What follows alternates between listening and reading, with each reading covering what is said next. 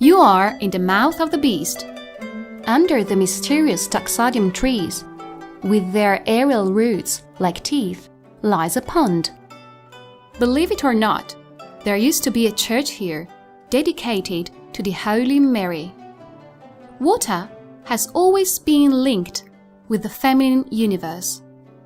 There is usually an altar or a chapel next to a spring.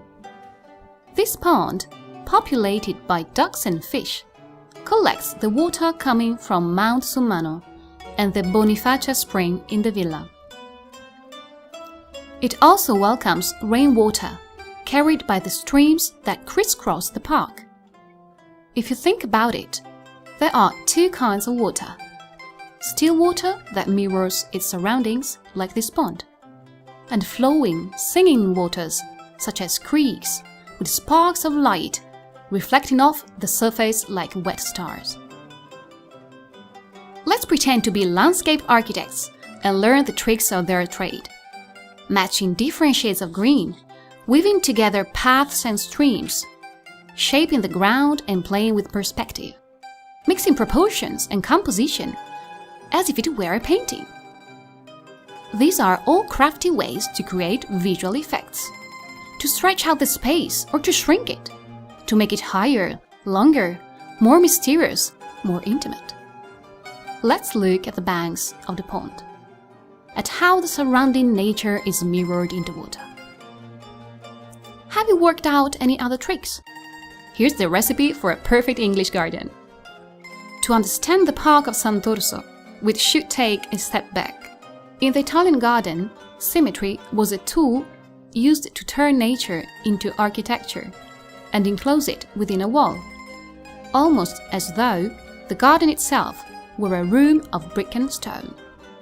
Traditional gardens in Veneto were geometrically laid out in front of the villa and faded into the countryside, welcoming it as a background as it happened in paintings. It was important to consider the natural environment as part of the living space, strengthening the inhabitants' sense of belonging. Unfortunately, we often forget to do it. At the end of the 18th century, especially across the Alps, the Romantic movement was promoting an idea of nature that found its ultimate expression in the picturesque garden. Here, the natural landscape was no longer in the background, but very much under the spotlight. Drawing inspiration from painting, architects recreated such scenery in an attempt to replicate the emotions aroused by wilderness.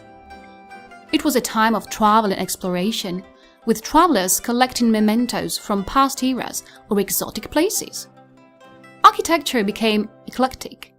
That is, it incorporated elements from all styles in history, depending on the context.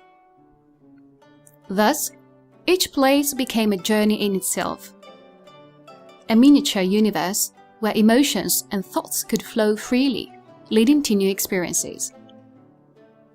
Here in Sant'Orso is a prime example of this new way of shaping landscapes. An oasis where you can get lost and then find yourself again.